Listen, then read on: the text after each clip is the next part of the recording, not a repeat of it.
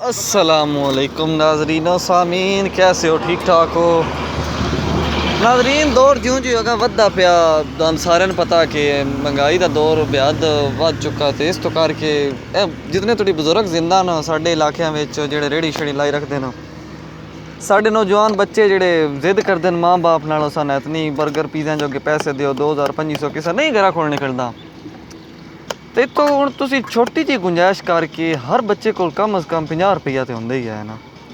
वो 50 आहो 50 दी जनाब चने चाट खा सकदा, फलूदा खा सकदा। मेरे वास्ते भी ये चीज़ां ठीक न बजाए 2000-3000 का पिज़्ज़ा खाण नालों।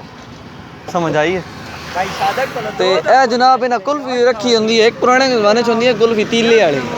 ये तीले वाली नहीं, इन्हें हुण बर्फ गोला जनाब बनाया तो भाई चाट खाऊगा। समझ आई है? इन्होंने बुजुर्गों ने हौसला अफजाई दी करो। समझ आइए? इन्हें कोई चीज़ां खरीदियाँ करो बड़ी हरिस उम्मीद रख के जनाब लै दिन चीज़ां साढ़े वास्ते बजाय सारा महंगी चीज़ां खाने नालों इन्हां दी हौसला अफजाई करो। शुक्रिया।